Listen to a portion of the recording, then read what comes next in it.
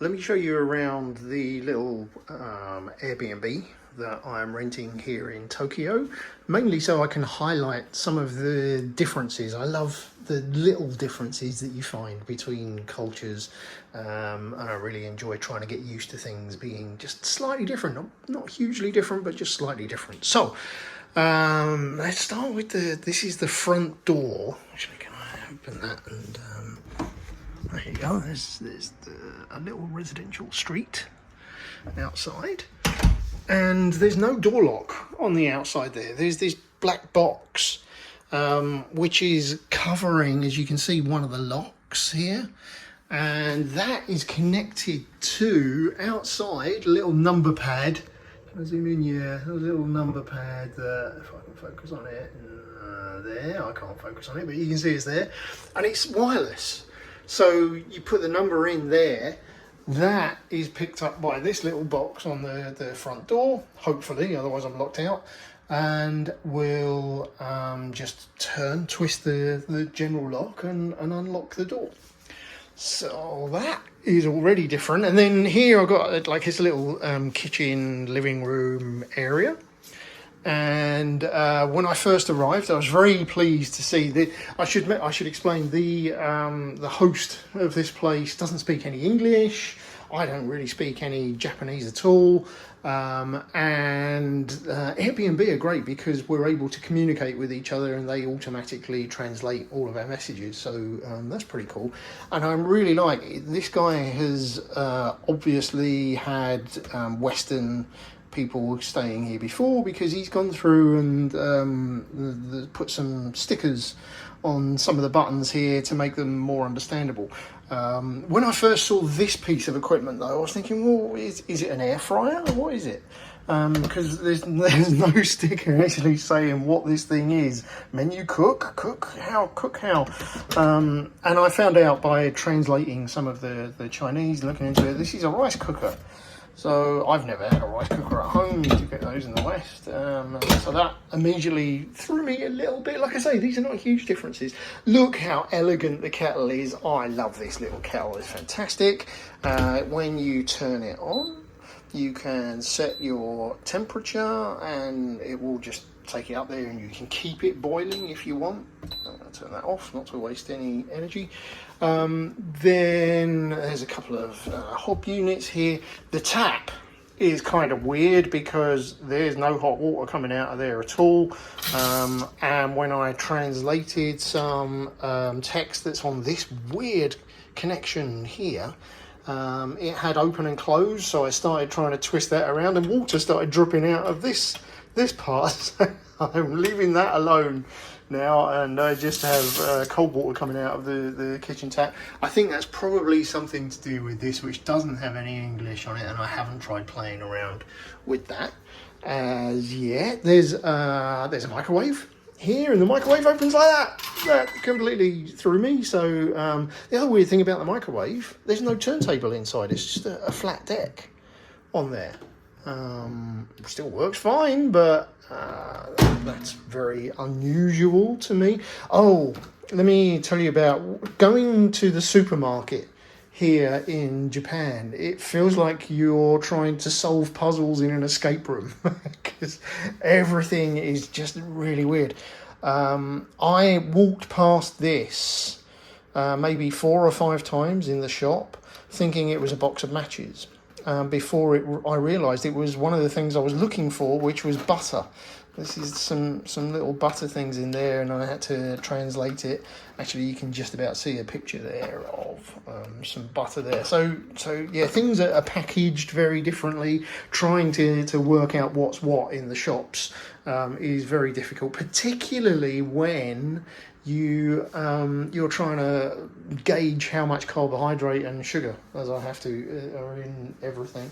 Forgot to mention, this is a shoes off apartment, as most apartments, if not all apartments, are in Japan. So and I've learned that it's traditional to have your toes pointing towards the door and your footwear. So they've left me some slippers. I'm wearing some snazzy little slippers here. Then what else can I show you in here?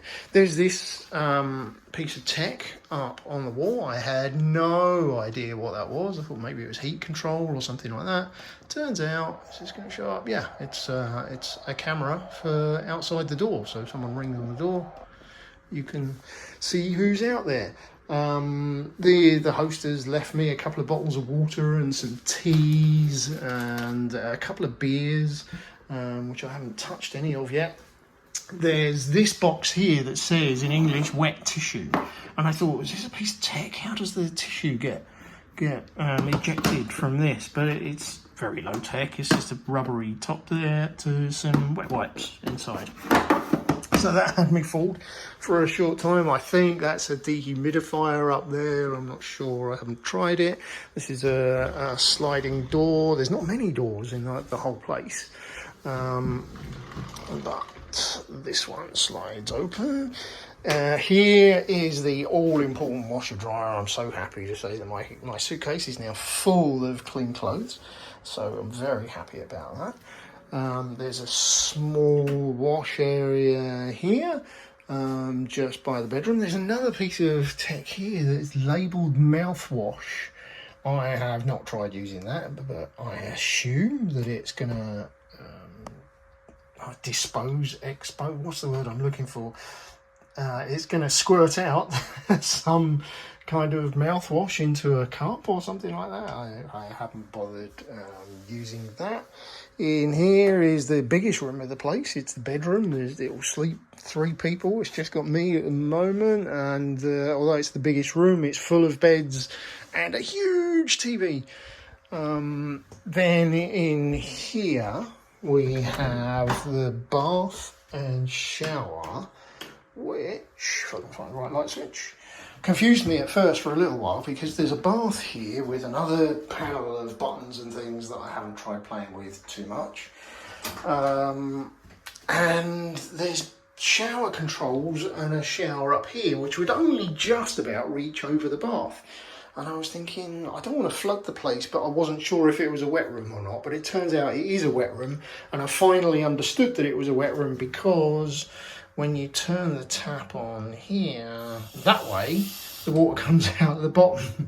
So it became clear to me, okay, that is a drain down there, and this is a wet room, and I can use this side as a shower.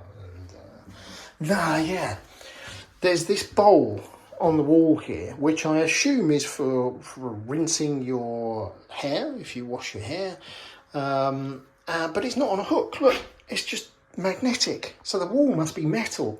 That's really cool. I like that.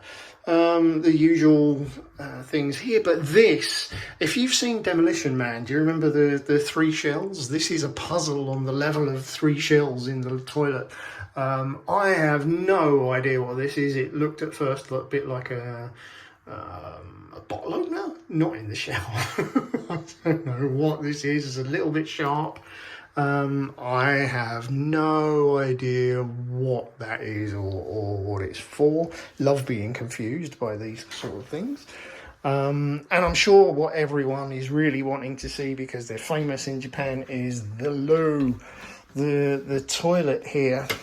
There are loos in Japan which are, they have hundreds of buttons and lights and all kinds of things. This is one of the more straightforward ones, but even so, wow, what a thing. If I just open I never thought I'd be making a video of a loo, but if I just open the top here, lights come on. You may not have heard that, but there was a little engine electric motor noise.